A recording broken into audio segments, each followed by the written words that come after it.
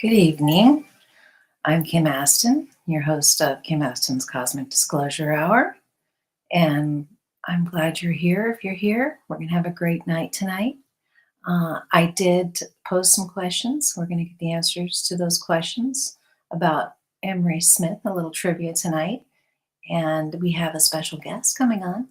His name is Lynn Lawman, and he's going to join us around 7:30. But first, we've got to get to our cosmic disclosure questions and coverage of the episode. We're going to talk about episode 2 of season 1, Technologies of the Secret Base that Emery was on. And we've got some trivia questions intermingled in there. And then afterwards, we're going to talk about JP missions because he is hot on the topics these days. Emery Smith is having him guest tomorrow on his podcast.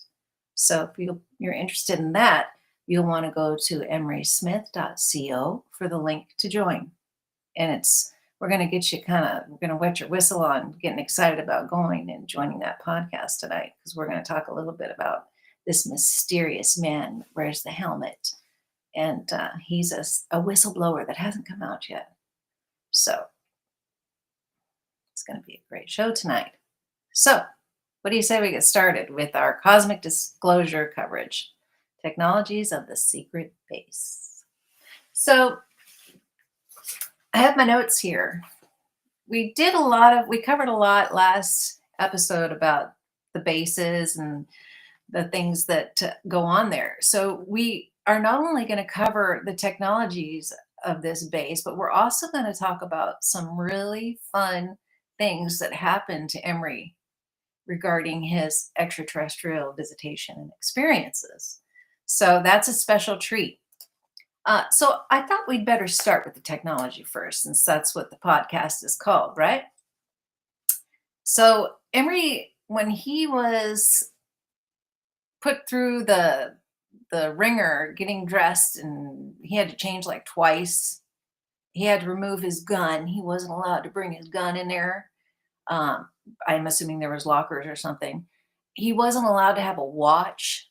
He wasn't allowed to change into or bring anything with him that he'd had on him when he went into this facility, this high security facility. And he had to change once out of his clothes into something, and then he had to make a second change, which we talked about, into some like a jumpsuit, a special jumpsuit. We covered that in the other podcast. So what Emery didn't tell us in the last podcast was some of the cool things that he liked, the tech. Okay. So let's start with the wristband. Emery had to wear a wristband that was really super high tech. Now, this wristband, he said it felt like silk, but he later found out that it was made of like graphene.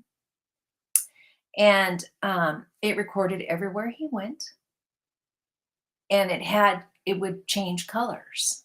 This wristband would go from yellow to blue to red, but it rested at blue. Pretty much blue was the color that let everybody know everything's kosher and good to go, right?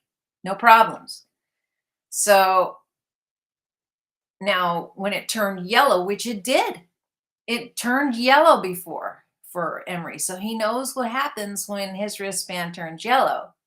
And that's called a breach. Yellow is breach mode. And that can mean breach in a number of ways.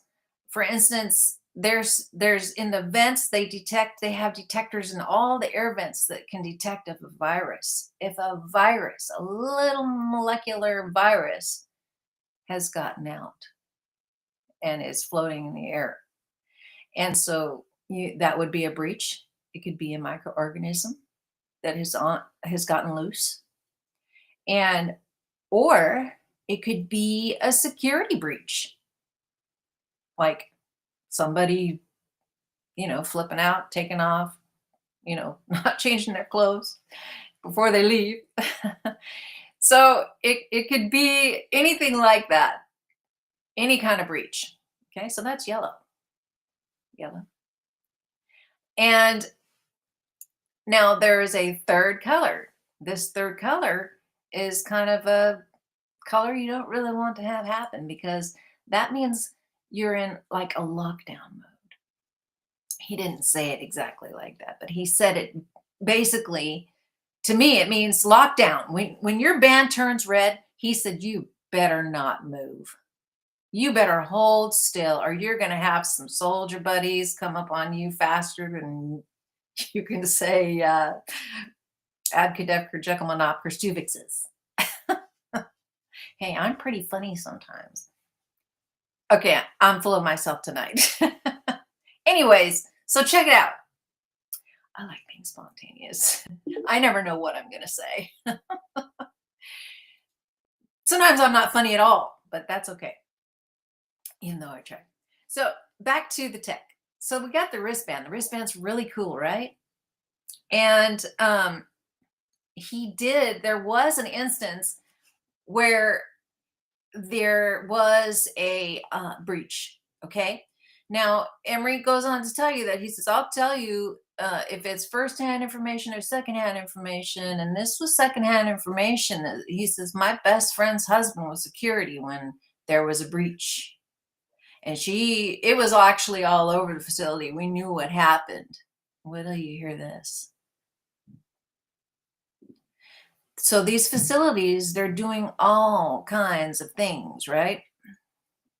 They've got Emery over there dealing with tissue and whatnot. We already know that. But in all of these other departments, they're doing things like creating beings of their own, cloning, you name it, they're doing it. And so one of these beings was actually on the loose, running through the desert. No joke. And the being it looked like it was part bear, like it was part animal, but it had osseo integration with titanium. Guess what the claws were made of? The claws were integrated titanium into the palm of into the fingers of the creature. And this creature was upset and on the loose. And so can you imagine? They took off. They had to get this creature back. But this creature had superhuman strength, if you can imagine. I mean, that's probably how it got out. I don't know the rest of that story, but I'm sure Emery probably has all those details. But they ended up procuring a vehicle meant for situations like this. And oh shoot, I forgot how thick the walls were. The walls were I think they were like 8 inches thick of solid metal. And his best friend's husband, who was working the situation as security, saw the inside of the truck. They ended up, they had to injure it. I'm sure that's probably not something that they like to do, but they had to injure this creature in order to get it returned to the facility. For the safety of people. You have to do what you have to do.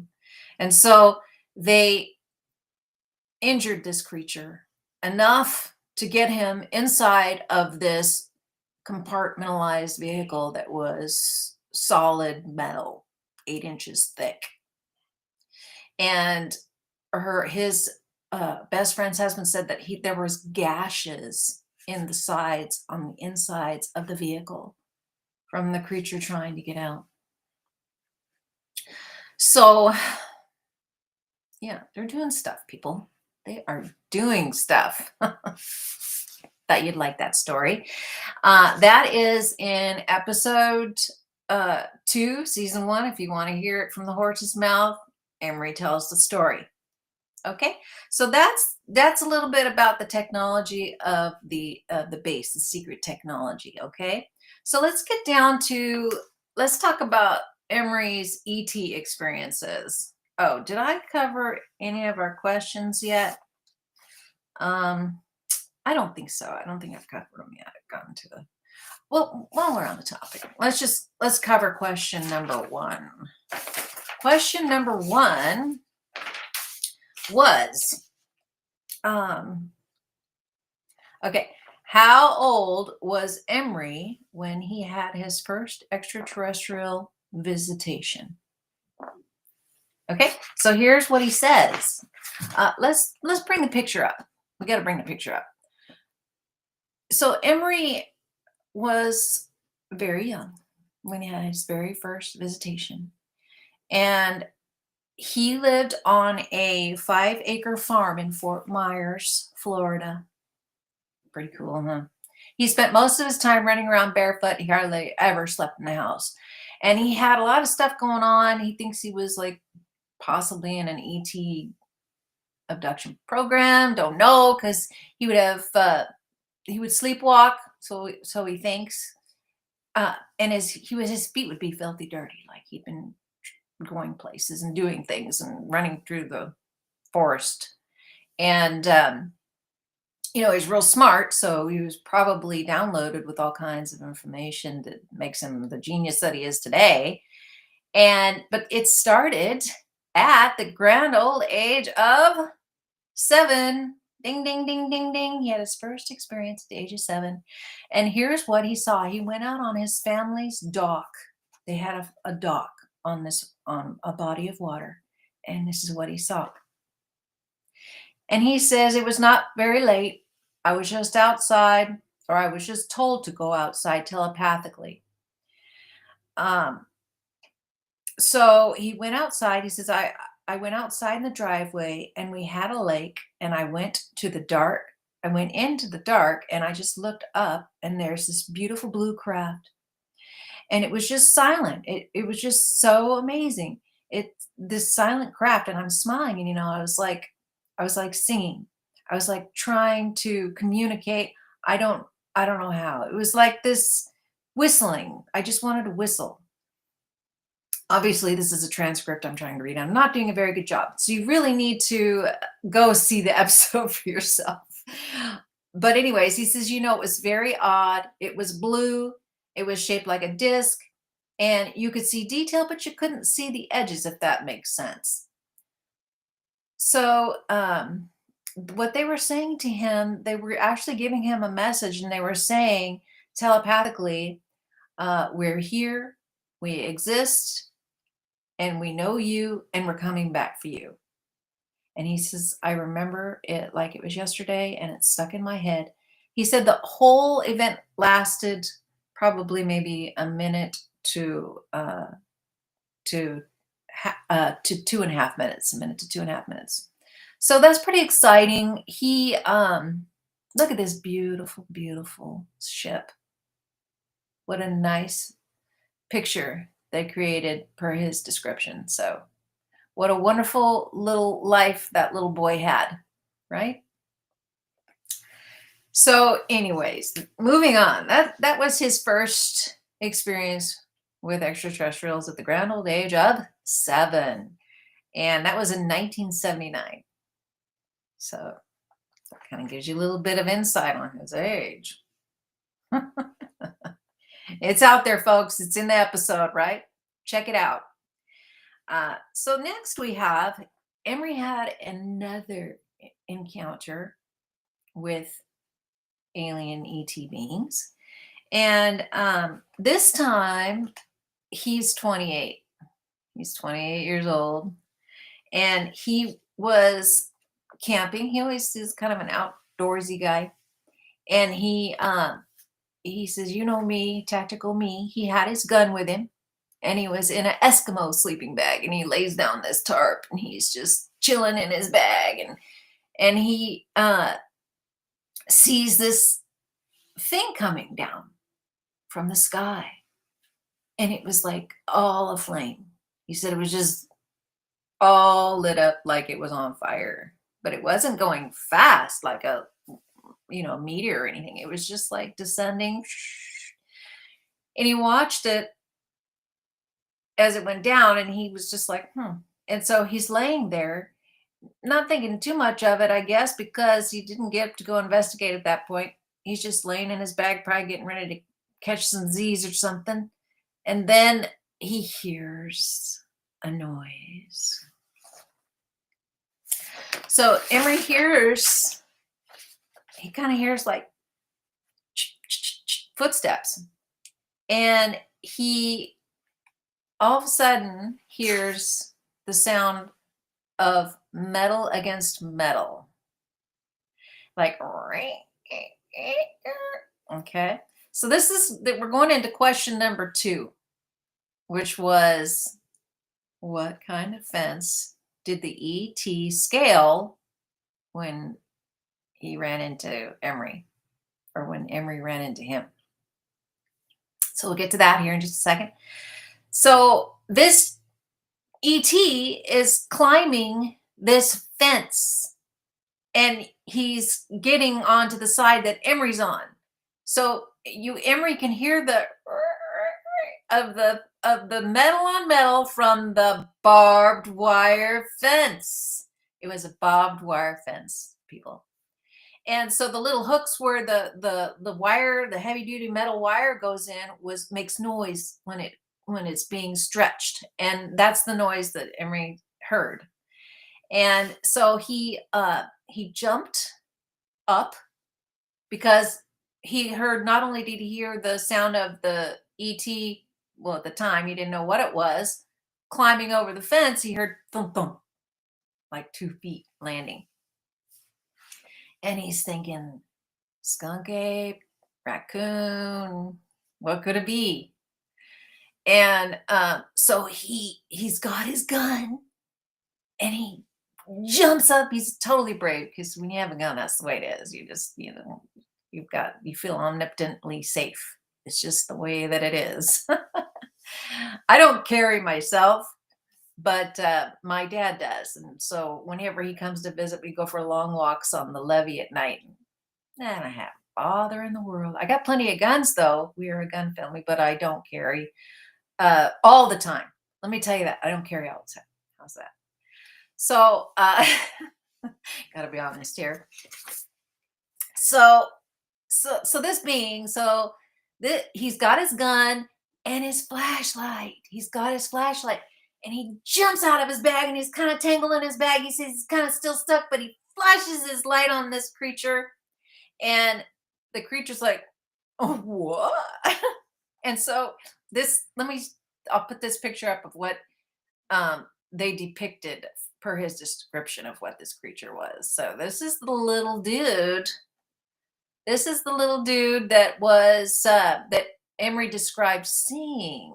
So he said that, okay, so this is one of our questions. He said that the creature's eyes were blue. And so this is not a gray, and this is kind of an unusual, a different creature, isn't it?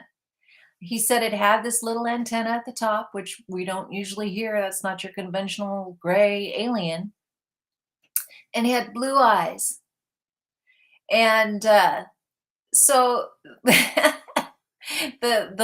critter was, or creature, or I should say being, to be respectful, the being took off running, and Emery was like, I'm not going to make it through all these thickets. This is just not going to happen.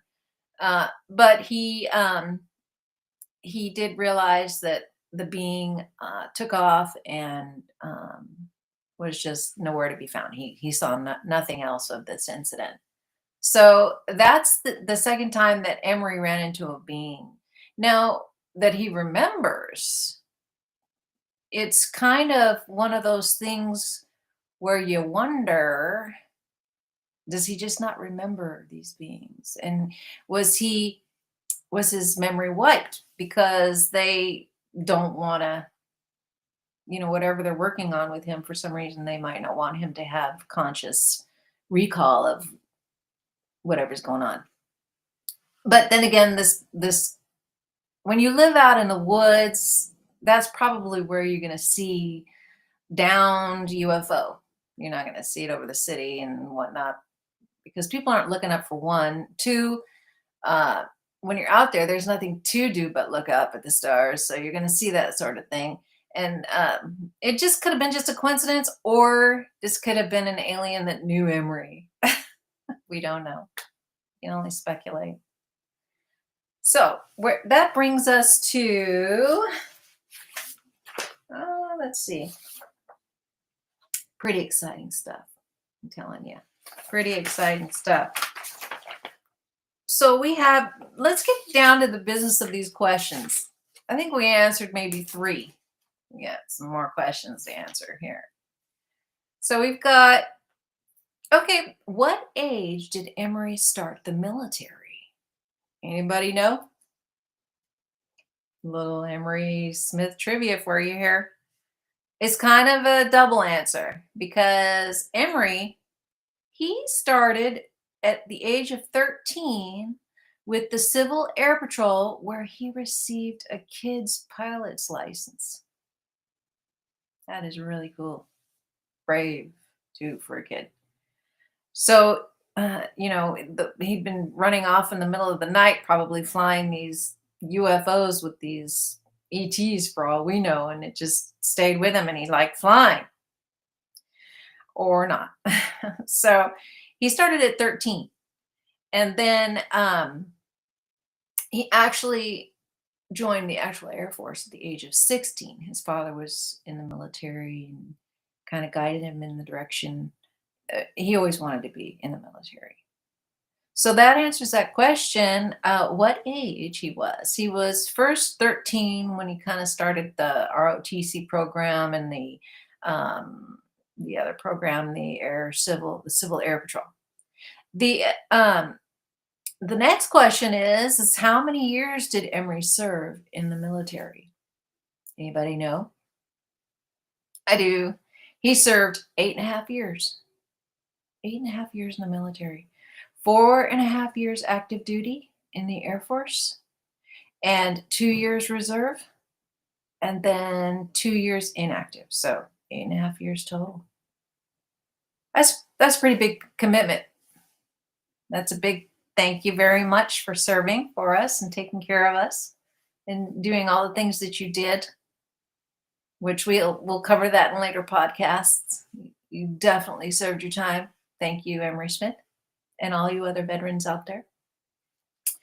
And so that was 8.5 years. And then what did Emery most want to do in the military? What did he want to do?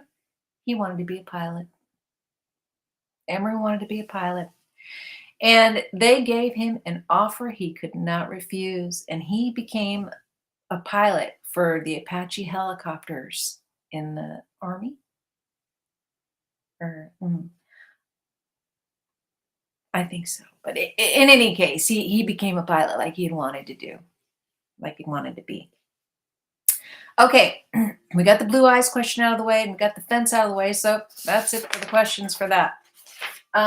It's getting close to getting our guest on. Our guest is Lynn Lawman. Very incredible person. And he gave me a little description for him. I meant to have it already pulled up. But you know how that goes. There's always something, right? So he is one of the most, he has a vast array of information that you could ever imagine. And I've been listening to him on Facebook quite a lot.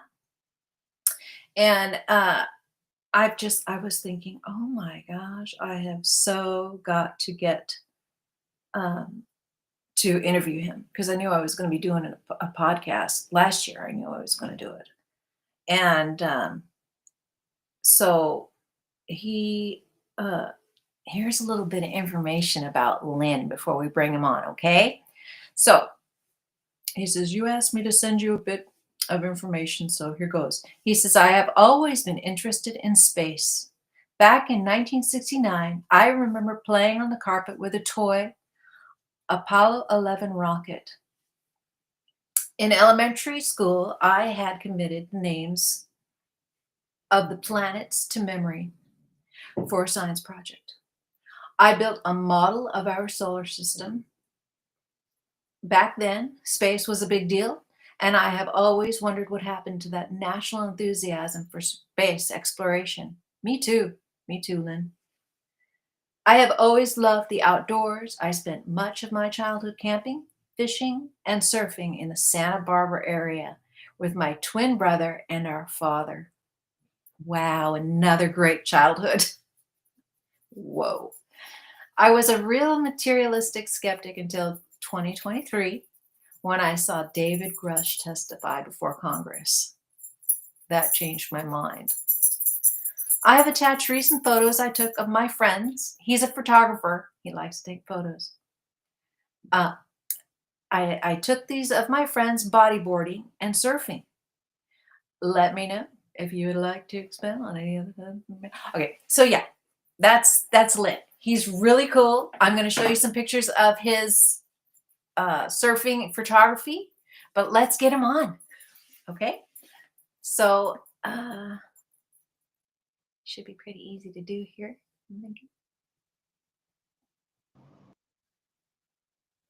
Nope, not yet.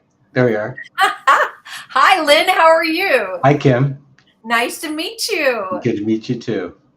Yeah. How was your day today? Oh, a wonderful day. Had a great day. Thanks. Well, Beautiful good. weather. Beautiful weather. Yeah. Sunday. It is finally, right? I don't know, where are you at? I'm in I'm California. in La Jolla, San Diego. That's right. That's right. Well, that's the best place on the planet to be. Yeah, yeah. And you made me clean my room. So that's a bonus. Hey, that's whatever works, right? Yeah. I know. I do have a list of questions for you. I do want to talk a little bit about JP Missions because he's having a sit down with Emery tomorrow night. I And love JP. He's great. yeah, we could do a little bit of like getting everybody ready for tomorrow. Okay. So as far as you, I just want to talk a little bit about you real quick. You are a photographer, right? Yeah, I do photography. Yeah. Actually, I'm actually a bodyboarder. So I bodyboard. Is I was that you in actually the pictures? sorry. No, it's not me in the pictures. Oh. It's my friends in the pictures. But I was actually a professional bodyboarder for 10 years. Back in the day when bodyboarding first began, back in the 80s and 90s. Okay. Yeah. Well, I want to pull up these pictures. I'm Yeah. trying to highlight. I'm learning this new platform. I know Oh, what you mean. Yeah, it's I'm challenging. trying to find you. But I do want to pull up your pictures. Okay, let's do that to start with. Okay. So, do you want to explain what's happening here? Oh yeah, this is my friend Lorenzo, and this is at a surfing break right out in front of my house here, um, in La Jolla, and he's a very good surfer, and he is stalling right here, waiting for the wave to catch up with him, and he's going to get a barrel, going to get I in. didn't know you could stall. Yeah, that's what he's doing right there. He's really good. I mean, that is a very scary wave, and this thing breaks on solid rock. So you can imagine how confident you'd have to be in order to stall at that point. Well, there's years of surfing here. Yeah, this guy Lorenzo. He's really good. Wow. Okay, let's move on to the next one. I would be terrified, honestly. Yeah, this is my friend Bensi. This is maybe a couple days ago at the same reef. Really? What a beautiful day. Yeah, yeah. The sun came out actually. The sun came out. It peeked out through the spring clouds, and I snapped a couple shots. Well, La Jolla has had a couple like huge waves, right? Or am I thinking of Santa Cruz? Where Santa Cruz and La Jolla are actually very similar. Yeah. Well, I heard that those waves are just crazy, and the surfers don't care. They get out there. Yeah, yeah. We have a big location here called La Jolla Cove, and it will break 15. It will break 15 feet at La Jolla Cove in the winter. Insanity. Yeah. And this is the same too? Yeah, this is the previous, a couple of shots previous to that last one where he's dropping into the wave. Yeah. Wow. And this is the sport of bodyboarding. We wear fins on our feet, and it's what you might call a boogie board, but these are like $300 boards. They're very high end, and you basically are able to get tubed because we're shorter than the surfers. So Wow. I think my dream would be, if I were a surfer or a bodyboarder, would be to yeah. run into dolphins, Oh yeah. to meet them, because Yep. they're very special. And I heard that you can actually, get close to them. Yeah. Well, we see them go nearby. We have quite a few of them here. We have a lot of fish. It's a very natural environment here in the ocean. And I actually saw a dolphin surf a wave yesterday, right outside of me at Windansea. I was surfing yesterday, and They're so when special. yeah, he rode the wave. He jumped out, and you could see his fin. His whole body came out. It was really cool. Well, it's kind of like when I would ride, I used to be a cyclist, Oh yeah, okay. and these big birds would ride alongside me. And I would Uh, just look over and I'd be going so fast. And there's just a feeling of connection with yeah. nature. So I Uh-huh. imagine it's kind of the same thing if you're on a bodyboard and Oh dolphin. yeah. Yeah, and the pelicans will actually kind of ride the wave with you many times because they catch the updraft of the wind as the wave is coming forward, and you can ride waves with alongside the pelicans. Wow. That's one reason I like to live on the beach, because there's a lot of wildlife like right in my own front yard. Yeah, it's Yep, amazing. it's the edge of the biggest ocean in the world. Yeah, Pacific Ocean is the biggest, largest ocean in the world. So Oh, wow. I did not yeah, know that. Well, it uh, is. I Very. like La Jolla too. Best thing about La Jolla is the lights in the trees. Oh yeah. Every tree's lit up, at least when I was there. Hmm. Pretty cool. Okay, Yeah, we decorate quite a bit. can you tell me what's going on in this picture? Oh, this is from 1982. I remember because I got that hat in Cancun, um, and we are just making a joke.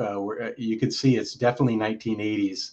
You got the crochet in the background and the wicker furniture, and my brother's he's got my mom's reading glasses on, and he's making fun of finding something exciting in National Enquirer. So, they used to put photos, or they used to put stories. I don't know if many people know the Enquirer. It's an old, actually, maybe still around, but they had UFO stories and pyramid stories and a lot of psychic stories about like Uri Geller. And it turns out he's a real psychic, and he worked for the CIA. And his cover story is that it was all just a trick, but actually it wasn't. And they put it in the Enquirer um, to kind of demean it and make it sound like it was a fantastical story that's just fantasy. And that's why they put it in the Enquirer, kind of like they put these same UFO stories in the Daily Mail these days.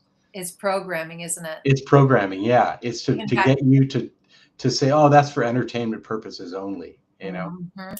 Which, of course, today's show is for entertainment purposes only too.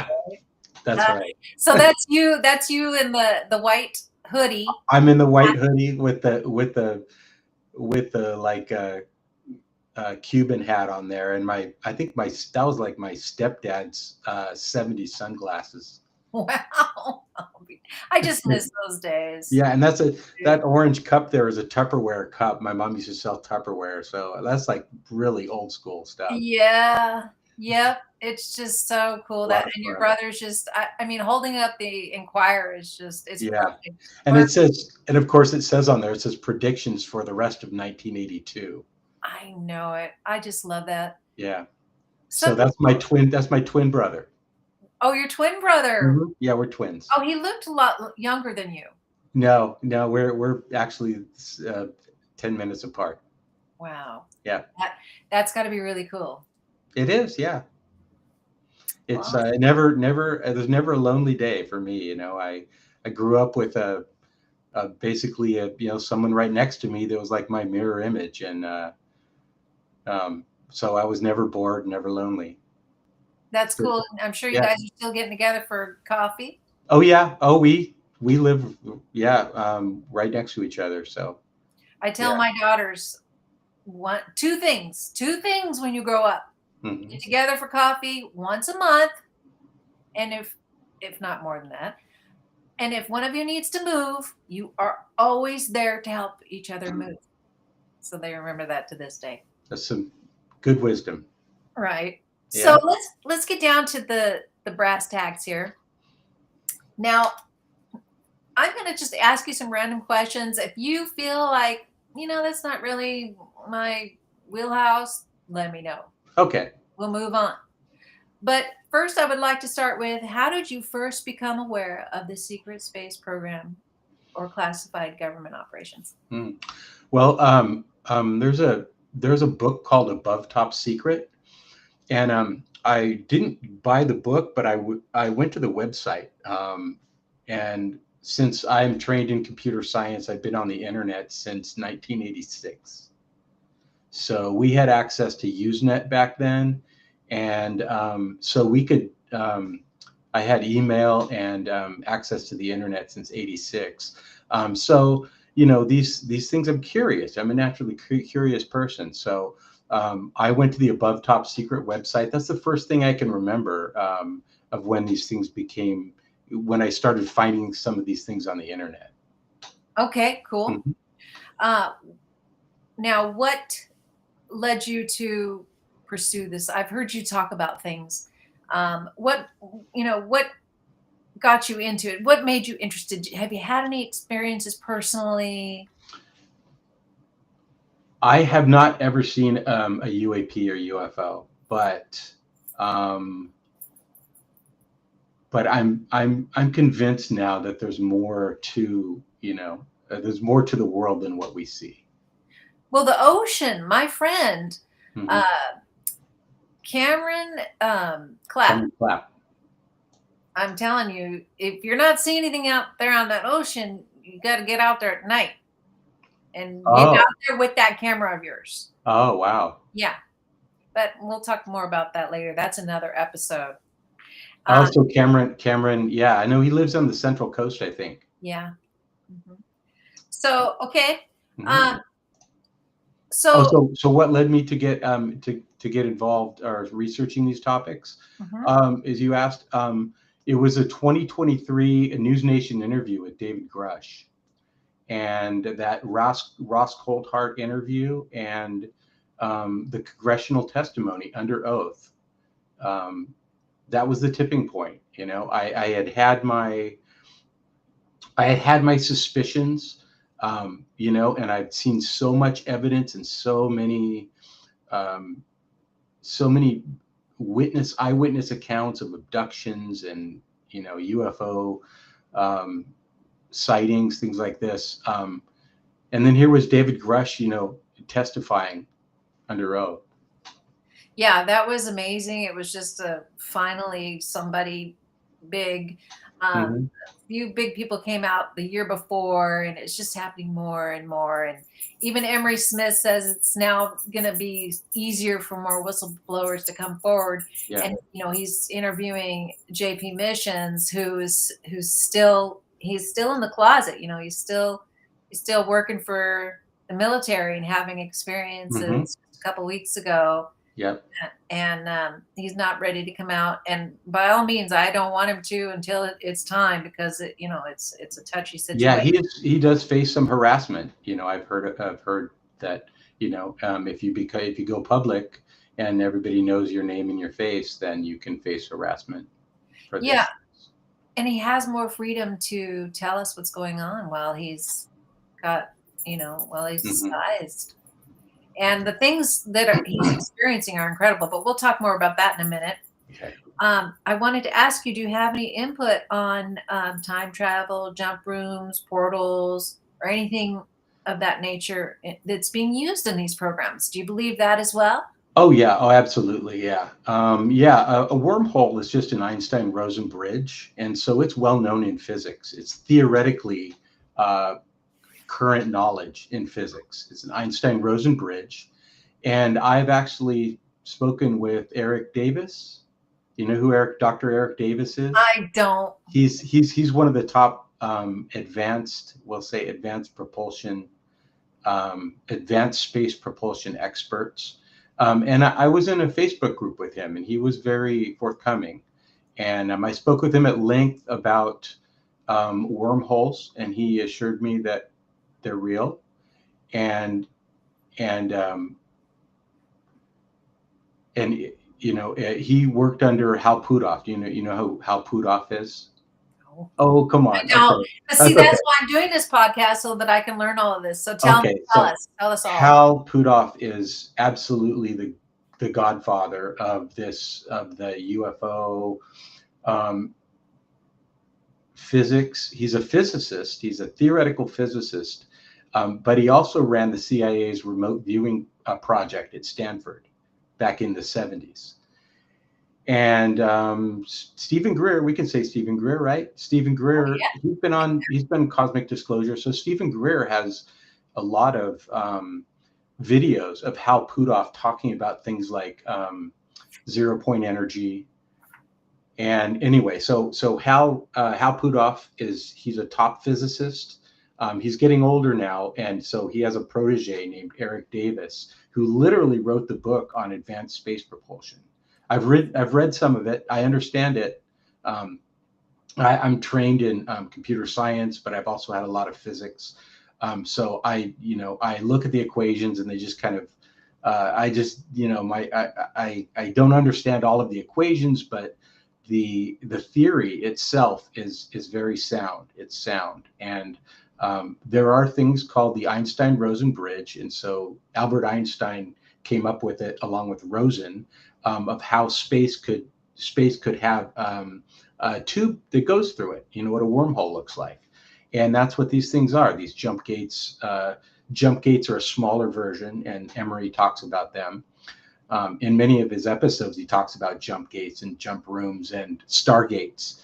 And Stargate SG-1 was soft disclosure. Straight up soft disclosure. That's they have them. They're they exist, and they go from one place to another place, and you can step into this thing and be on Mars. And people like Tony Rodriguez, for example, said that he stepped into one on Mars and wound up in Sirius, which is in the asteroid belt. And how did he get back? Well, generally they go back and forth, but they only go to one place. It's not quite like Stargate SG-1 where they go to a different, you can dial in they generally go to one place. And there's actually some naturally, I don't know how much you want to go into this, but there's some naturally occurring ones here on Earth. And this is places like Sedona, for example, is a very good one. Giza Plateau in Egypt, where the Earth's magnetic energies converge or coalesce. And it has a lot to do with the planetary alignments and things like that, the sun, the moon, the stars, and the magnetic field. So these things can spontaneously appear. Wormholes can spontaneously appear. They're portals.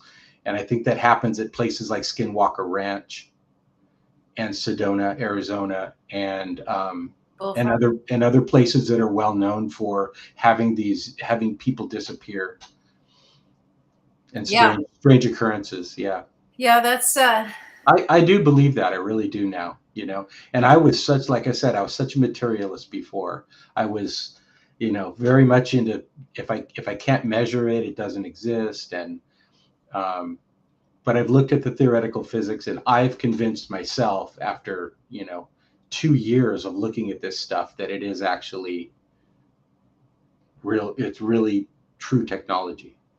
And that is so good to hear. People that are science-minded Mm-hmm. and logical thinking instead of wild and crazy, people like me, you're credible.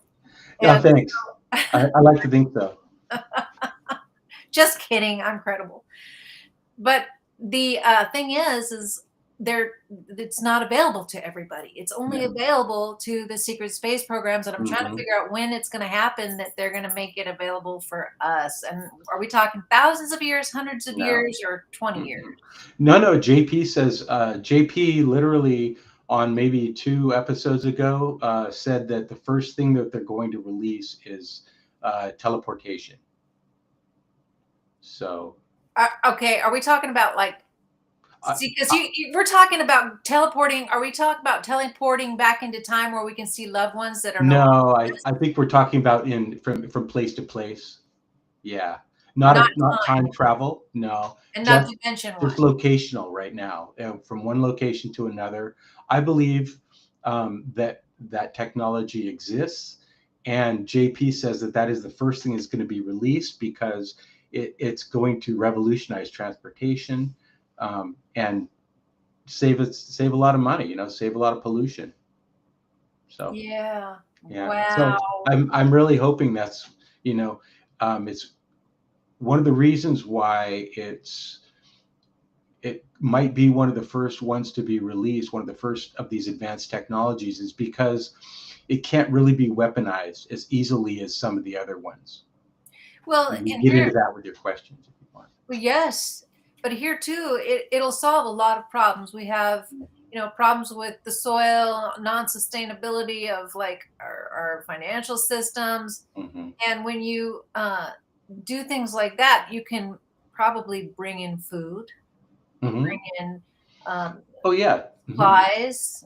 I mean, things are going to change incredibly, including, and now I don't want to go too far off of the beaten path, but just recently I listen to stuff all the time and I can't even remember where I heard it, but somebody was saying that someday kids are going to look back and say, you mean they actually loaded up a truck full of money, paper, and drove it from place to place? And they're just going to be like aghast because everything is going to be digital.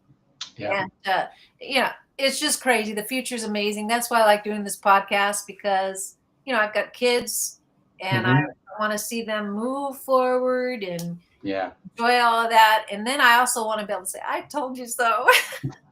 Right? I've got a whole boatload of nephews, boys and girls. I think we got 17 nephews, so nephews and nieces. Yeah. So I'm looking forward to the future and really optimistic. Yes. So I'm glad you brought up some things about JP Missions. Now, he's talking with Emery tomorrow, as everybody knows. Just a little quick reminder, go to emerysmith.co. If you want to sign up for that, you can actually listen to JP Missions yourself. He's incredibly, it's addicting because of the mystery and the fact that he can be fully transparent because he's disguised, which is kind of an oxymoron, but you get my meaning, right? And so he's able to talk about all these things. And then even this last couple weeks, I was just listening about an hour ago how they were put out on a mission for this ship that was actually looking for he felt like this ship was looking for its pilot. And so, it's the stuff of movies and books, and it's real. It's wilder than science fiction. Some of the things JP has 43 episodes available on YouTube. Yeah. So after they watch you, somebody can go catch up with JP. Yeah, binge. But this will be live, real time tomorrow night. Yeah, I'll be there. Yeah. Oh, yeah. Definitely. It's going to be really cool. So let's see. What else can we talk about? I can just pick your brain for hours. Okay. I wish I had the time. But let's see. So how do you think these technologies, how do you think they're going to affect us when they come out? Well, I think it's hopefully when they're disclosed and they're released. And as you know, Let's do just a really brief history. There was some technology that was found in the Roswell crash.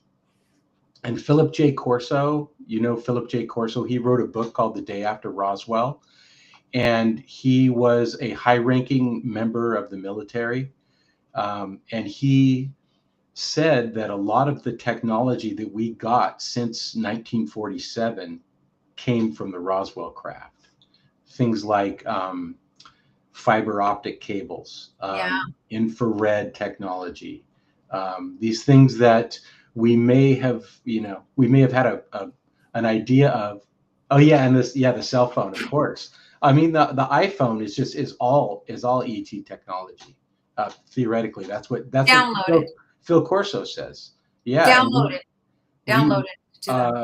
We found this inside the craft that was crashed, and we reverse engineered it. Mm-hmm. Well, what about? Oh my gosh, what's so your question was how are lives going to change? Well, I think we're going to have, obviously there's a free energy source that the UAPs or UFOs have, because they can stay aloft and, they can actually engineer our reality. It's called engineering the quantum vacuum. That's what Hal Puthoff calls it. And I've read his papers in his books on it, on what they used to call the ether. We now call the quantum vacuum. I didn't know that. Yeah, it's the quantum vacuum. And you've heard of it before, because they say, there's no such thing as empty space. There's just particles popping in and out of existence all the time. Well, you engineer that quantum phenomena. You engineer the quantum phenomena. The quantum phenomena is where particles appear and disappear in empty space. So when you can engineer that part of reality, you can get unlimited energy. And so we will have free unlimited energy at our disposal. And that's going to, we'll be able to clean up the planet, the pollution. We'll be able to clean up the oceans, the pollution, the air pollution. We'll be able to, when you have unlimited energy, you can pull the CO2 out of the air and put the atmosphere back to where it was back in the, 50s or 40s or 50s. Well, what about chemtrails? What do you think is going on with that now that we're talking about the atmosphere? Is that geoengineering? And who's doing it? I do believe there's geoengineering, and also there's weather modification. So there's actually companies that do weather modification. Yeah, they're out in the open with it now. They are, yeah. They don't, yeah. They spray these particles in front of oncoming storms in order to make it rain, and so the crops will grow. Yeah, and we won't need that anymore because we'll have, when you have unlimited energy, there's so many things you can do. It's really the key to having an abundant future. And I really do think our future is going to be abundant. Yes. Mm-hmm. Well, we're going to have the time to do the things we want to do. Yeah. We don't have to scrape by and try to struggle. We can actually do our art. Mm-hmm. Creative things. Yeah. Garden. I can do my surfing and my photography. Yeah. Without worrying about having to show up for work the next day. Right, exactly. We'll be able to do the things that we want to do. Mm-hmm. And it's going to be a beautiful, beautiful thing. Yeah. Mm-hmm. Yeah. So I think the unlimited energy, it's called, 0 point energy or engineering the vacuum. They call it, but Hal Puthoff is probably one of the foremost experts, I believe. And he does talk about it. So he's under an NDA for a lot of things, but that's not one of them. So he can talk about it. Yeah. So he was in the military? No, he was in the CIA. Okay. Mm-hmm. So I wonder when his NDA is going to expire. Not that you would know that, but question, you probably do. He was recently on a documentary. I forget which one it was, but he literally said, "I would go to jail if I told you the things I know." Yeah. I mean, he's fully admits it, and he's one of the ones, he's one of the people that wants this to come out. But Well, he also doesn't want to go to jail. So, yeah.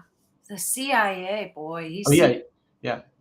The CIA remote viewing, the movie Men Who Stare at Goats. yeah. Do you remember that movie, Men Who Yeah. Stare at Goats? They were trying to, with their mind, actually make the goat's heart stop. So they were trying to become um, remote assassins. But remote viewing involves a lot more than that. That's kind of like telekinesis, but you can see through space and time with your subconscious using remote viewing. And they used to use it for spying on the Soviet Union. Well, see, that was my next question because I heard that there's like cosmic laws to a Mhm. degree that they have to obey, right? Like you can't just pop into anybody's life and start checking them out. You have to, it won't work. Just like psychics they can't psychically view their own, like they can't go win the lottery, right? Is Right. that true with these remote viewers? Or is there a universal law that, you know, they have to obey? Do you know that? Well, they do ask permission. I watch a lot of remote viewing videos, and when they go and do what's called a deep mind probe on the person or ET that they're viewing, they do ask permission Okay. to speak with them, and Yeah, that then makes get sense. information. Sometimes sometimes they report that people are willing, and sometimes they're not willing. Mhm.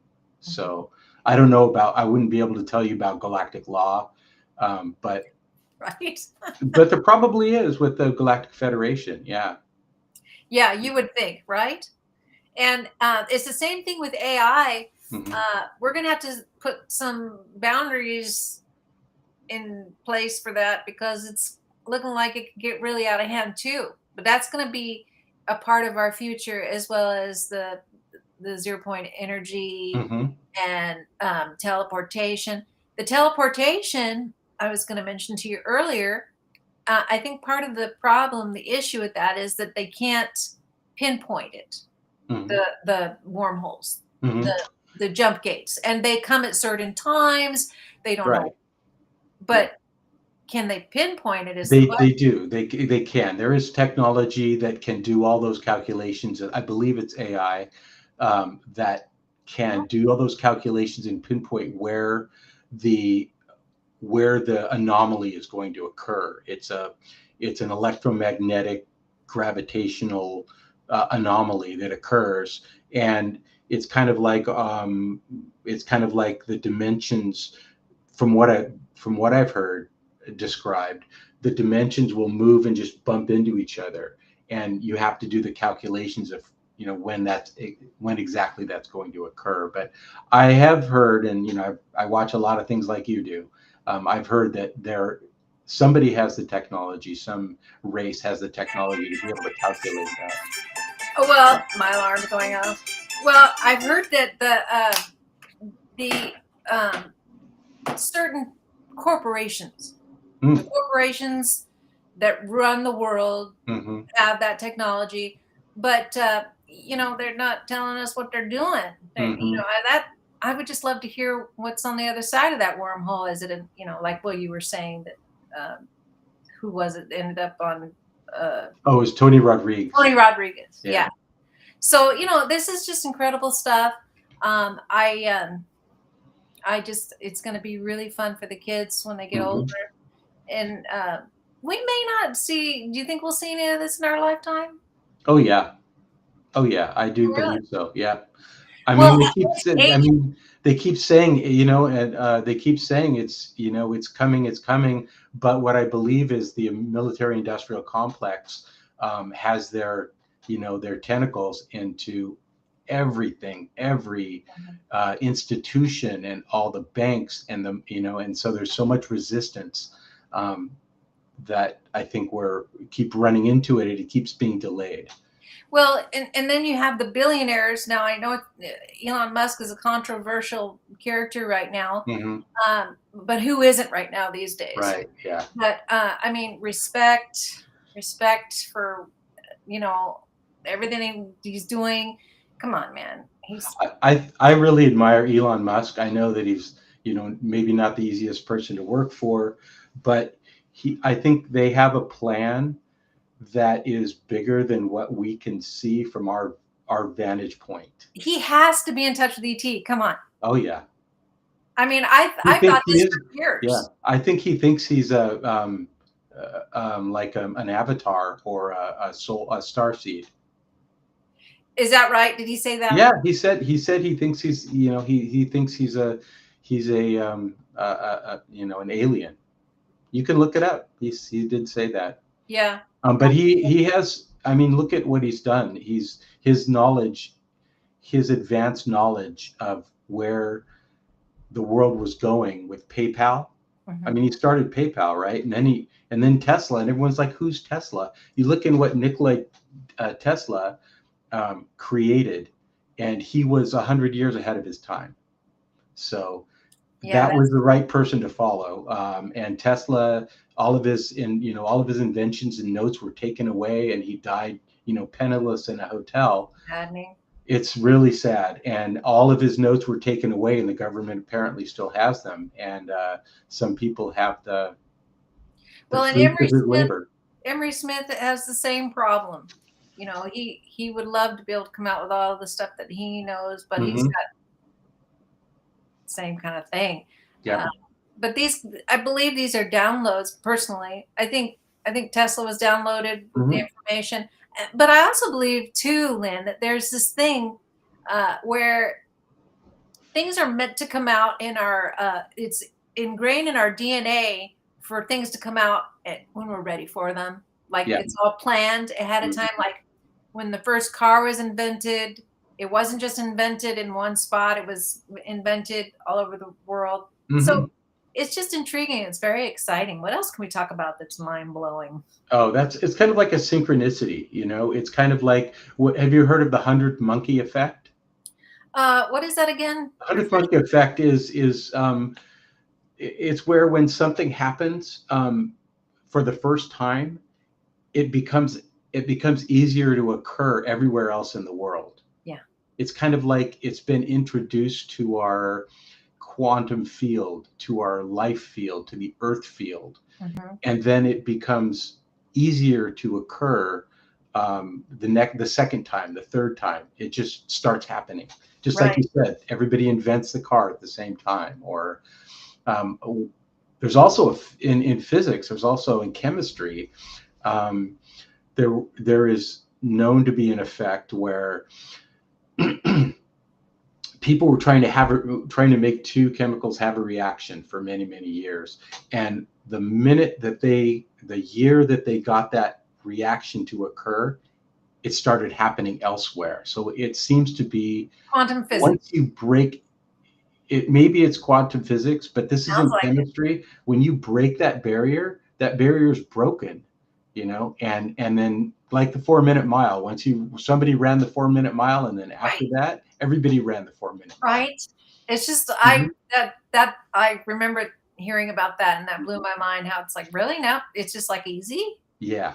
But the technology the belief that you can do it may be one part of it, but then the fact that it's already happened somehow in our reality field allows it to happen more easily the second time, third time, fourth time. Okay, I have to ask you this. Yeah.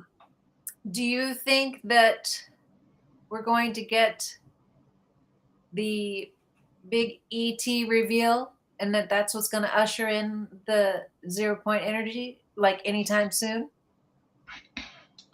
I'm not sure. I just, I've been waiting, after David Grush gave his testimony, I thought we were going to have it in a couple months, but there was some pushback in the Congress against releasing the information and giving them, giving everybody, all the whistleblowers immunity. There was pushback from the aerospace companies. Makes you wonder. Wow. Well, it sounds to me like business as usual. So that's true. We will get it. It's just going to be a slower process. Well, I hope that I hope that we don't end up in World War III before it happens. I hope they come settle things down. Things are very unstable right now, and that's a whole other podcast, isn't it? It is. Well, how do you feel? Do you want to keep going? We've got. Yeah, sure, absolutely. We could cover some other things. We've got. Sure. We have some more questions for you. Okay. Let's see. Is there a particular whistleblower that you have an affinity for, that you trust more than any other Well, David Brush. Yeah, that's right. First of all, like the X-Files, I trust no one. Our intelligence agencies are the best in the world at what they do. Mm-hmm. And so we have had a psychological operation against American people for, like they say, 80 years, trying to diminish. So I trust no one, but I listen to all sources, and then I start corroborating the information that I hear. And when I start hearing, information from moderately credible people, the same information from people that don't seem to be related, then that gives me an indication that there's probably something there, and an example of that is all the religions basically tell the same story. Right. I'm not offending anybody, but it is what it is. They're all telling the same story, people. So David Grush would be my first choice, because he testified under oath in public in front of Congress.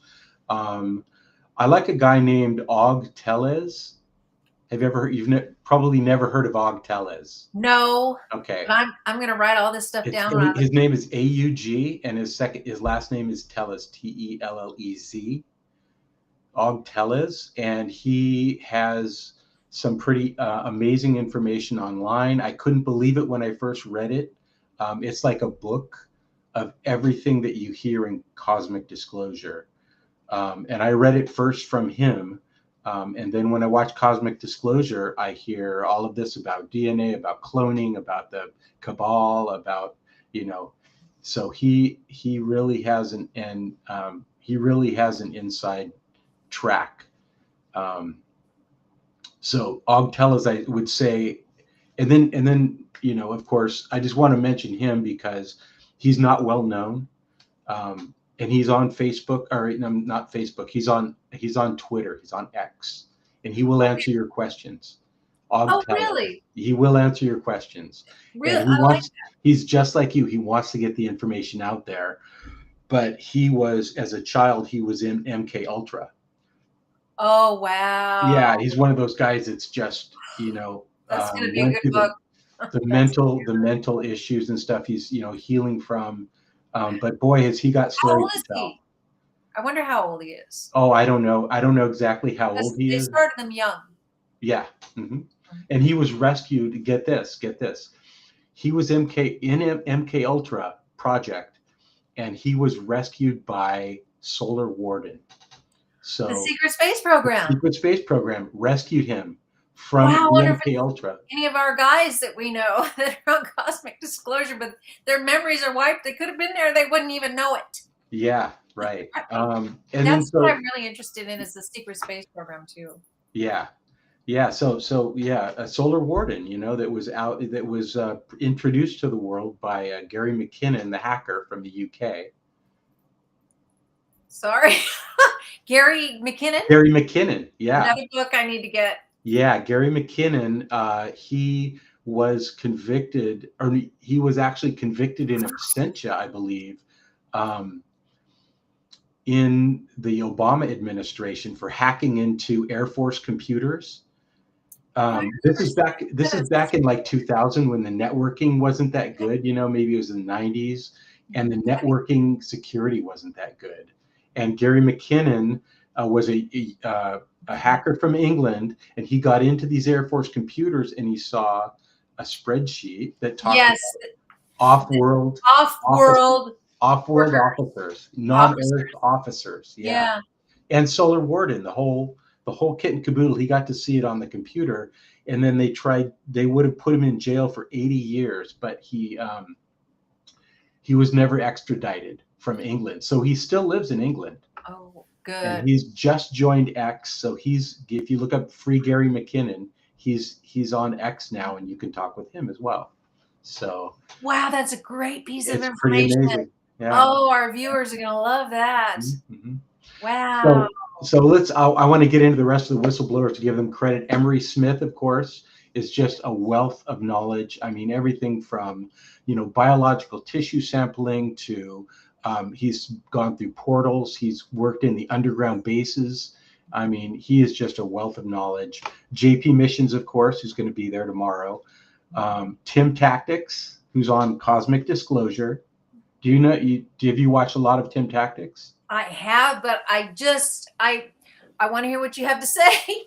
Tell me. Well, Tell he's German. He's German, and so he has insight into the German secret projects, Mhm. high-level German secret project. German secret project. And he'll tell you about the Time Core. This is the Time Wars, where they were using time machines to jump back to a previous time and change something so that you can get the advantage. And this is what was called the Time Wars. But the paradoxes, I mean, how do they get by those paradoxes? Well, there's a group called the Time Core, which Randy Kramer also talks about, and other people that I know also talk about, that handle the fact that we have these time travel technologies, and they avoid those.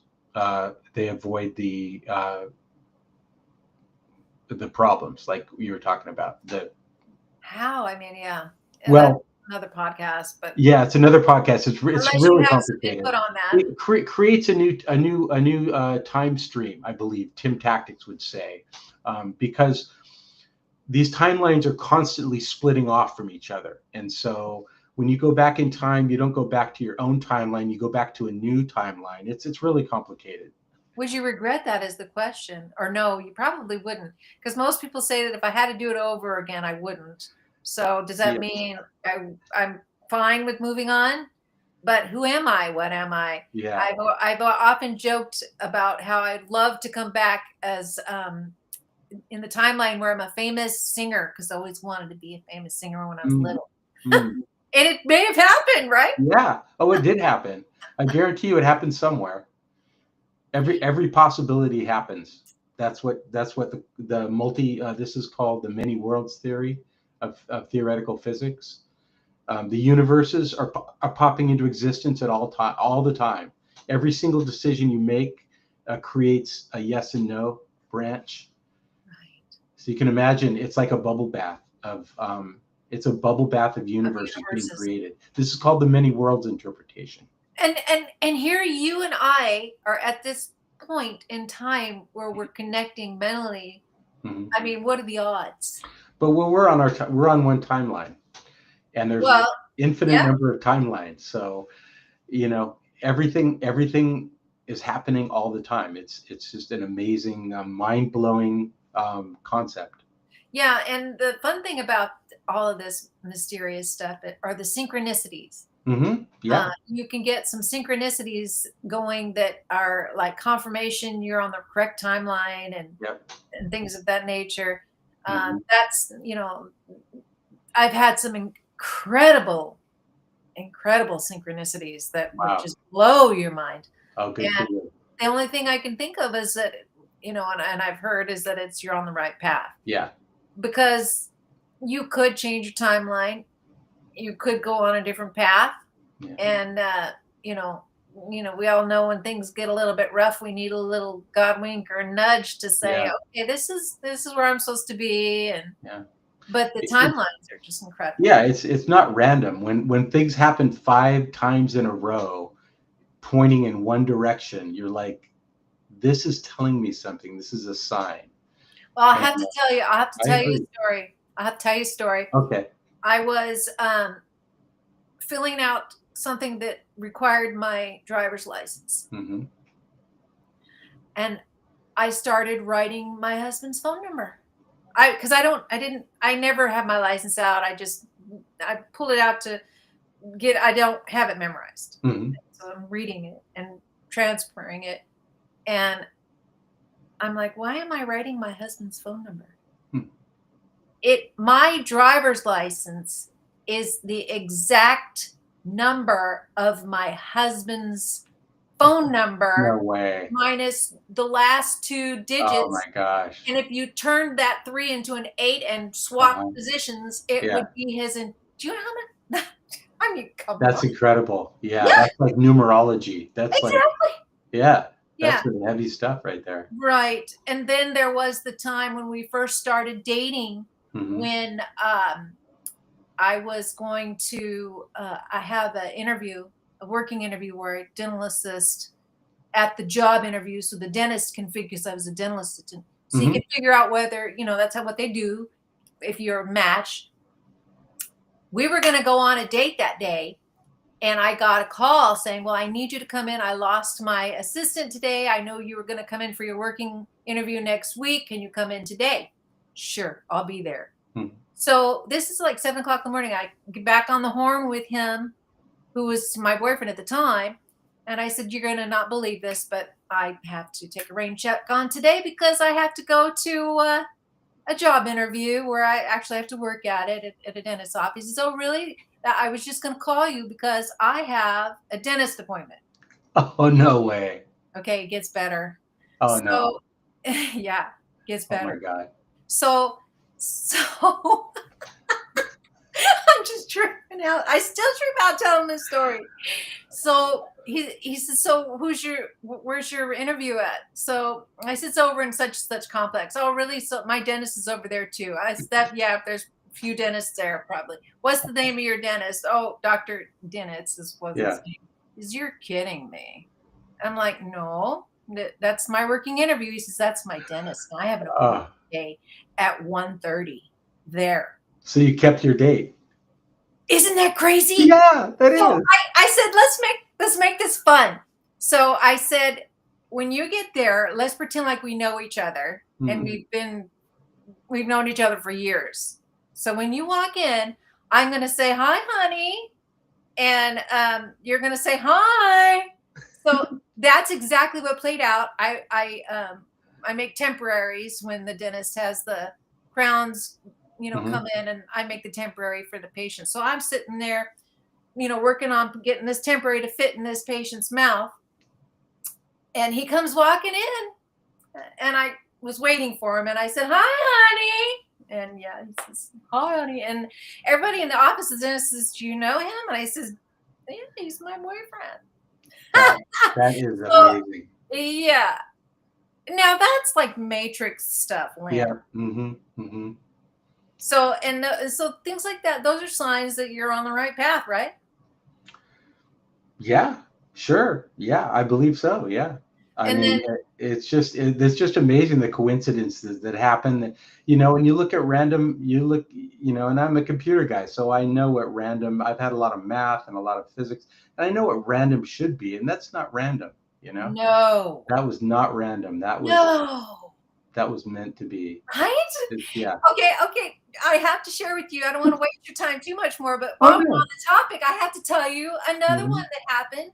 First, Okay. we got the phone number, then we got the dental assistant thing where he Wow. shows up at And this is your husband now, and he was your my boyfriend at husband. the No, time. I had to marry him, right? Yeah. Yeah. So, so check this out. We're driving down the road, and a rock comes up and dings our windshield. Mm. Mhm. And he's very diligent to the cause. He's got to get this fixed right away, otherwise it's going to spread. So he's just like driving and trying to figure this all out, and we're going to get this thing fixed right away. So, but in the meantime, we're pulling up to my house because I forgot something at my house. So there's a woman rummaging around in my bushes, and she's got an orange jacket on, like a worker's jacket, Yeah. reflective for protection. Uh-huh. And I said, can I help you? She says, yes, I'm looking. Do you have an orange cat? I said, this is my house. She says, do you have orange cats? No, never seen an orange cat around here. She says, funny, it was here in the bushes a minute ago. I can't find it. Mm. And she says, oh, well, let me get back to work. She says, by the way, I'm looking for people who need to have their windshield fixed. Really?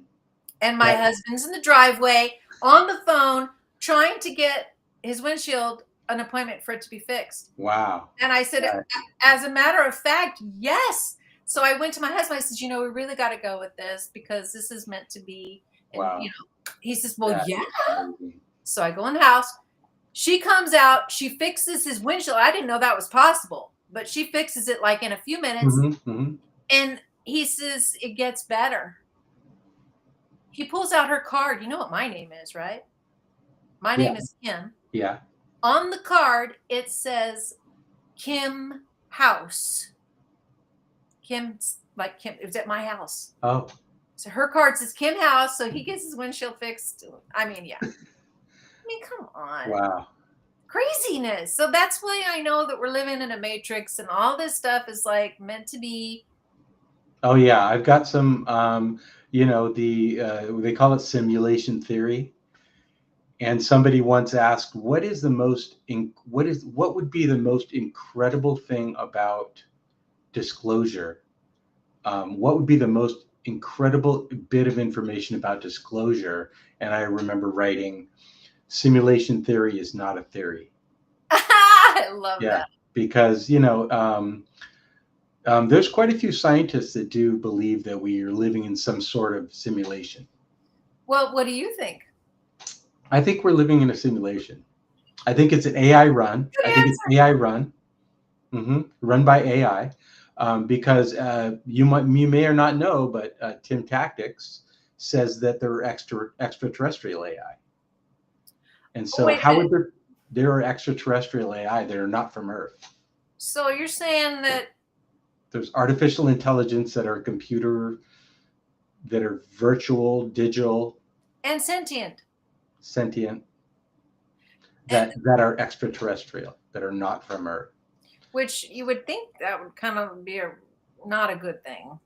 Yeah? No? Yeah? What do you think? Oh, I don't know. I just take in all the information. I haven't. I don't know. AI is it's very popular right now. There's something very important about it, but I don't know what it is. It's very helpful. Well, I think people are either going to bring freedom or freedom. Yeah. Or it's going to bring more control. Yeah, the two paths that I see in all of my research is that there's an organic way to do things and there's a technological way to do things. There is a machine to do everything that we can do spiritually, but you can also do it with your mind and your body. So we are actually biological computers. Have you heard that? You probably heard that theory, but all we are brains, our neurons, we're exactly like a computer chip, except we're neurons instead of gates and switches. And the only reason that we would need to go metal is because it would connect us to a grid. We would be interconnected, which we could do that telepathically if we can clean up our pineal glands. And Lynn, one of these days I'm going to have the time to do all this. I want to get regressed and find out if I was something special. Who you were in the previous incarnation. Yeah. But, the only reason we would want to integrate with AI is to be able to become stronger. Like the people who are paralyzed right now, they're able to walk.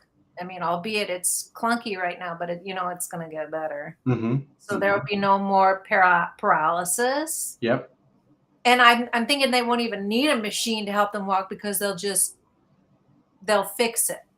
They'll fix whatever's disconnected there. They can't do that now.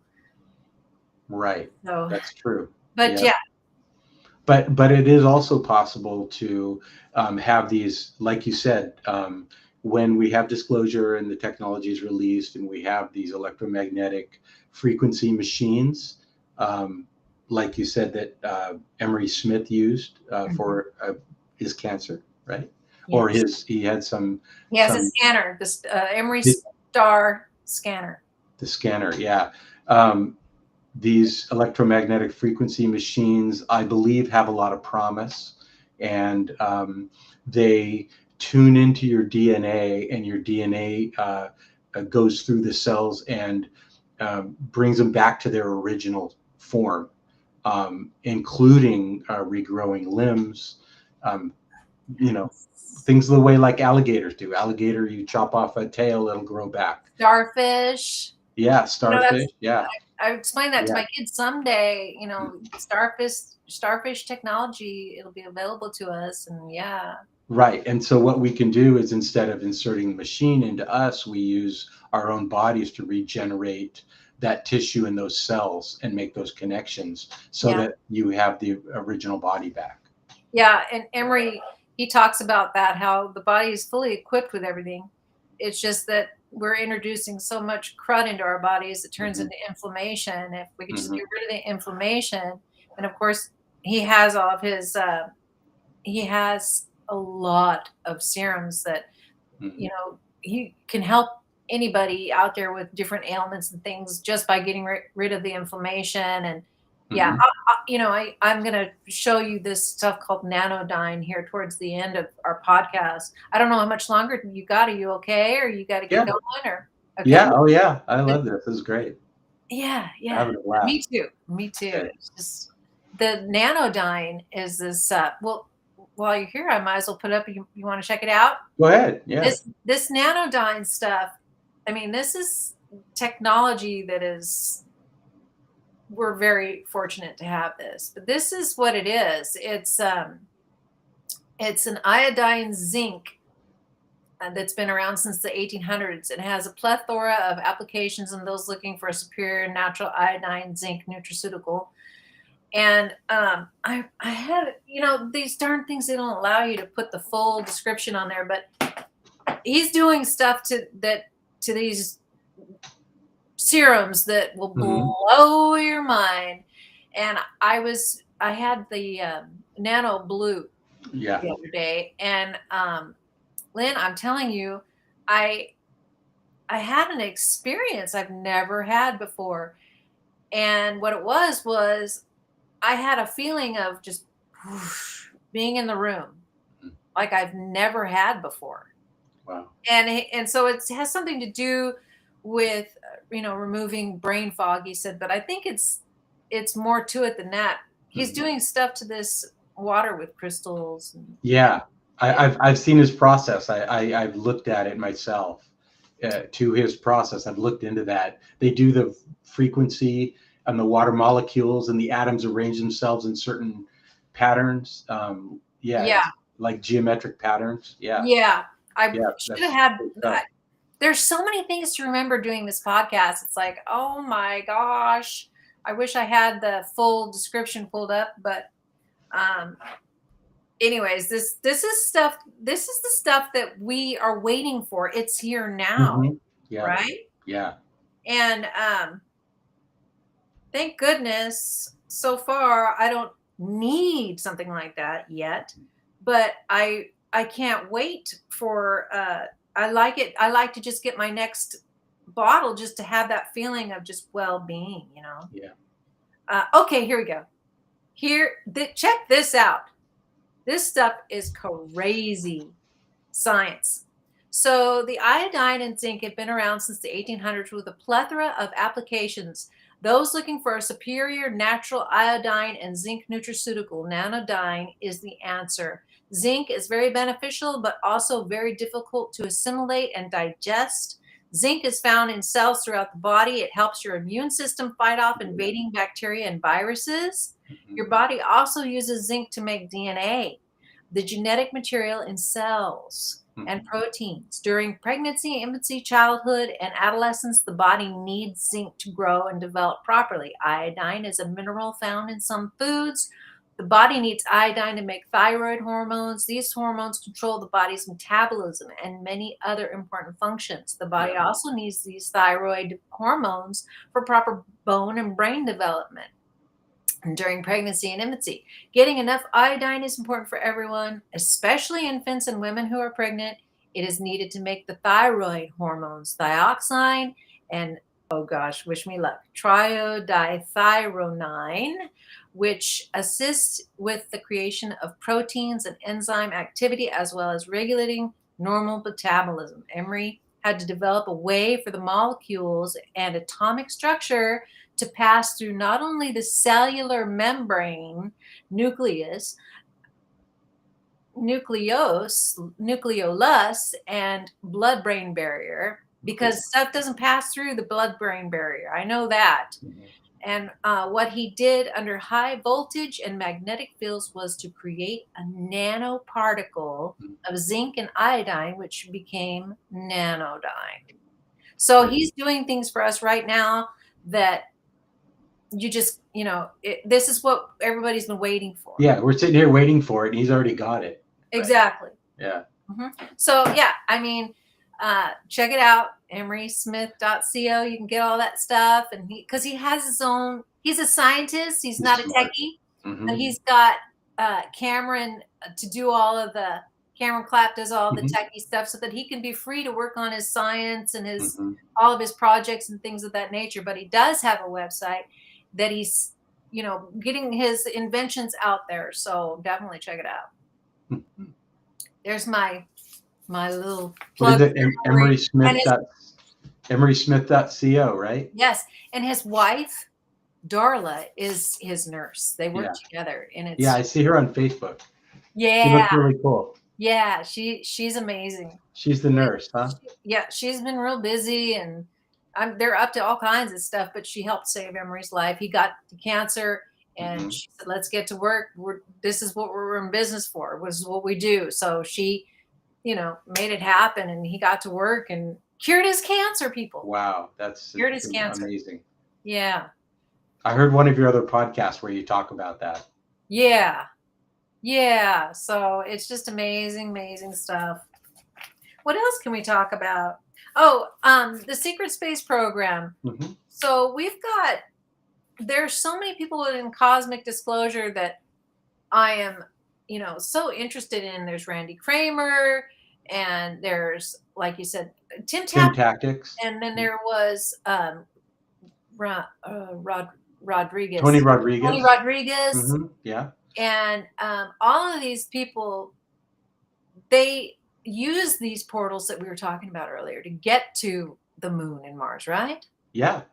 Isn't that what they're saying? Yeah. I mean, Emery literally said in one of the first episodes in the first 2 or 3 seasons that he was working at that Air Force base, and then they told him to get on this shuttle or this little train, and he says he thinks he went through a portal, and he was underground, so he doesn't know what planet he was on. He could have been anywhere.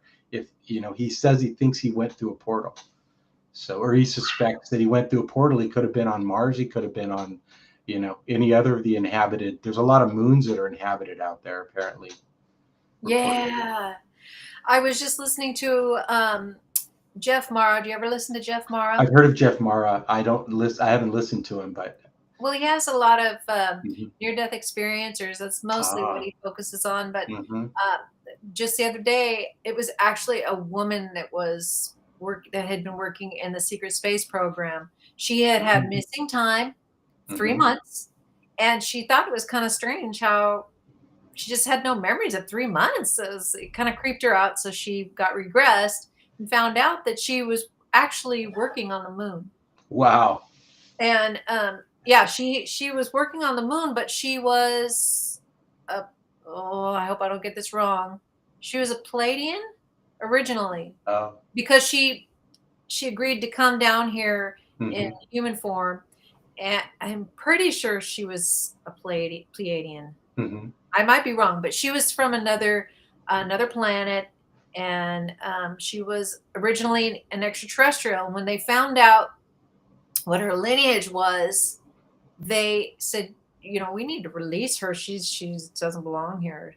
And so she was freed of this work that she was doing on the moon. Wow. So, man, this is heavy duty stuff, because I have a lot of feelings about slave labor and things of that nature. But yeah, me too. Yeah. but then again, we have these soul contracts, Lynn, where we come down here supposedly to experience this stuff, because another theory is the universe is just all of us trying to experience everything. Right. Mm-hmm. Yeah, that we're all, there's one consciousness, and the consciousness divided itself into all of us in order to experience itself. And this is us having these experiences. And I read about that from many different places. It's a very common philosophy. And I believe it maybe it comes from the law of one. The law of one is very prominent in a lot of these, a lot of the interviews, and Philosophical beliefs. the philosophical theory comes from the law of one. I've seen David Wilcock. He talks about it quite a bit. Yeah. And I've lately been listening to Courtney Brown from Yes, Emory University. remote viewing. Remote viewing, yeah. Yeah, and he's got some gals on there I love. I don't know them by their name, but Charmaine. yeah, I love her. Yeah, they're funny. They're very entertaining. Oh, I mean, Yeah. I want to get into all this stuff, but who has the time, And I keep thinking, I first got to clean up my pineal gland for sure. Yeah. And, I keep my kids off the fluoride. I've been Yeah. a nail assistant for years, Mm-hmm. and that's just what they have us do is put the fluoride on. And I'm like,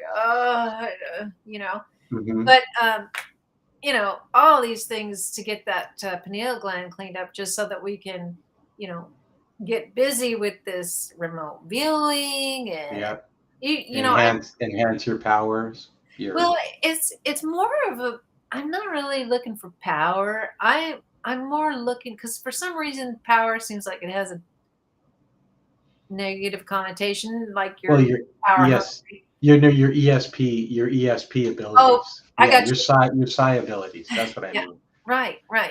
So, but I feel like it's more what I'm after is peace, Mm-hmm. because I noticed that I've become more spiritual in the last 10 years. Mm-hmm. And oh boy, I was in the rat race. I was a single mom working those full-time jobs, going through those issues with, yeah, you don't even want to know.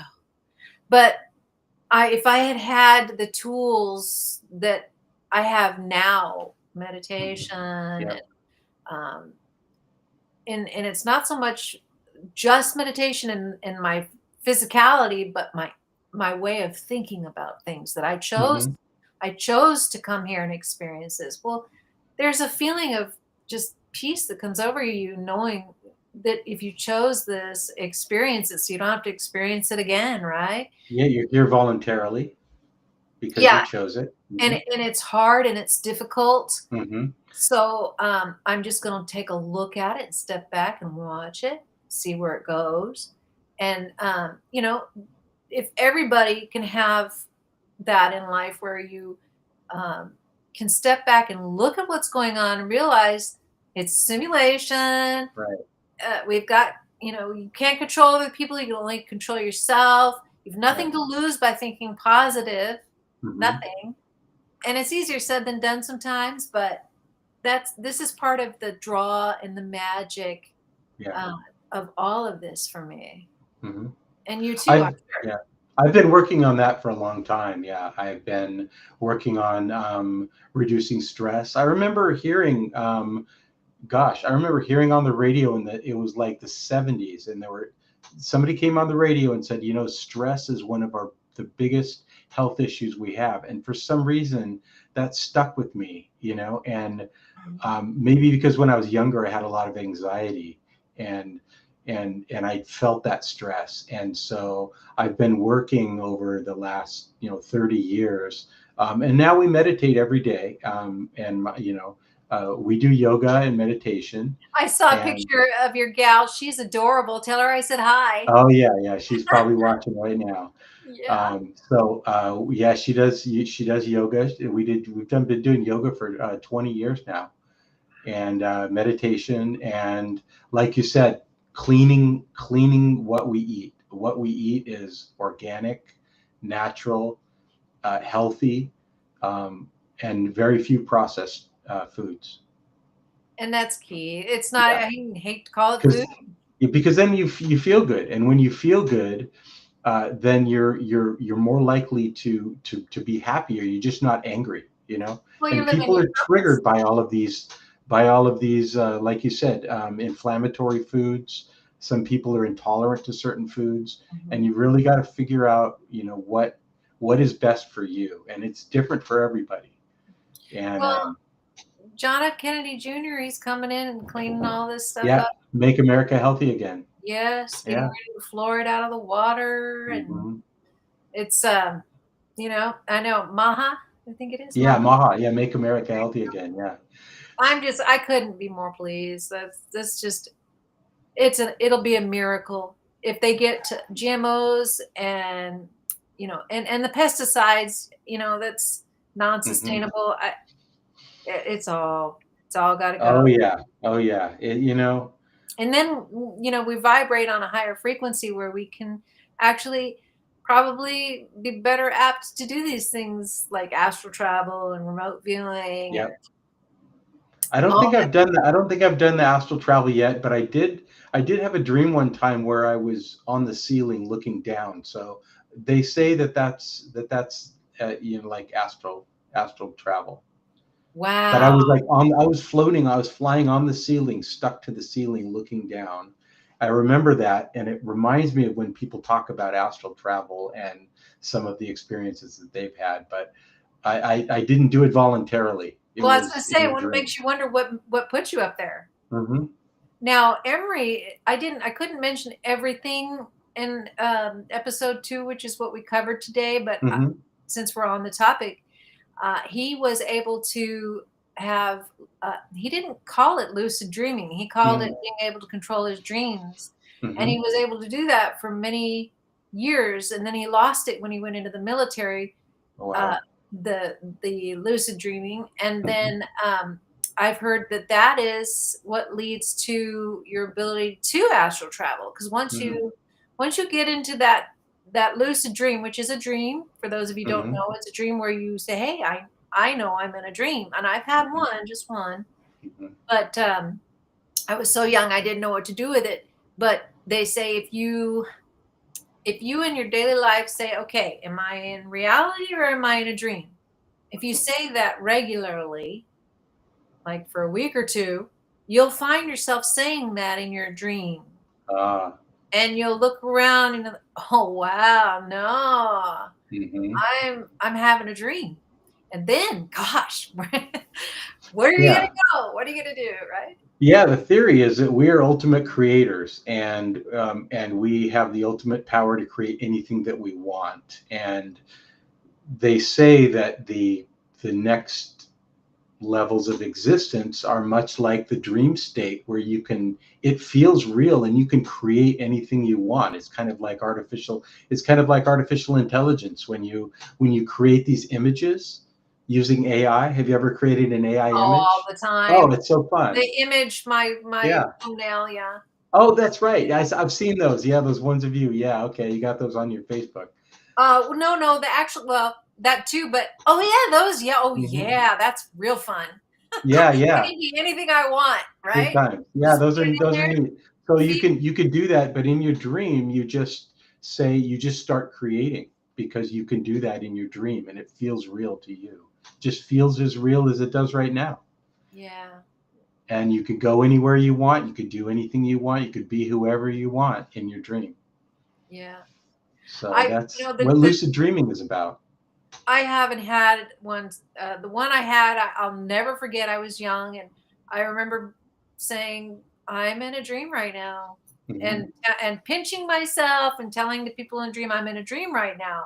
And they're like, "Whatever." And I'm like, I was at my friend's house. They had a washing machine, and I just sat on it, just knowing that I was in a dream, just Wow. waiting it out. And now, if I could just have a lucid dream now, the places I would go and the things I would do, right?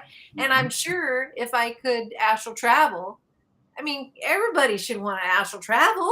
Hmm. I mean, I think so. and remote view because it's kind of the same thing. Yeah. is what I meant to say. Remote view. Yeah, it Wouldn't is. that? It's similar. Yeah. Yeah, remote viewing is, well, you kind of start out with a general idea. What you're doing is you're pulling information out of your subconscious, which is directly connected to the cosmic field of all information that's available, and you can just pull it out of time and space through your subconscious. But because we have these very analytical minds, it often supersedes our and overpowers our subconscious. But if you can let your analytical mind go away, and use your subconscious, you can tap into that field and get all of that information. Yeah. So that's the idea of remote viewing. It's funny. I believe all religions are important because we come here to learn from these religions. And I studied Christianity for a while. Mm-hmm. And one of the things that the Bible has in it is it says, in order to come to God, you must come through the eyes of a child, Mm-hmm. which is kind of the same thing, basically. It's telling you, get rid of that analytical mind. And it's something along the lines, it's very difficult for a person who's very, very intelligent and very smart to be close to God. But Too busy thinking and not feeling, I believe. yeah. I think that's part of the problem. And I'm guilty. Well, I think we all, as long as we have good intentions, I think we're all going to make mistakes in our life. I think it's all part of our life plan. Yeah. And, we just move forward and keep a positive attitude, and all of these fun things take the doldrums away of just the daily grind of Yeah. life. And, it gives us hope, doesn't it, Lynn?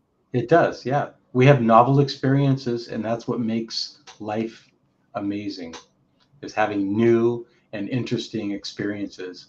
And that is what the one consciousness is looking for us to do, Yeah. is have those experiences. Yeah. And now we're at the stage of the game where we can have a little screen in front of us, and you and I can have a conversation called a podcast. Yep. And converse, and it's just really fun. Yeah. Really fun, and there's more fun to be had. So I'm thinking that's a good note to kind of like wrap things up on, unless you have anything else you want to add.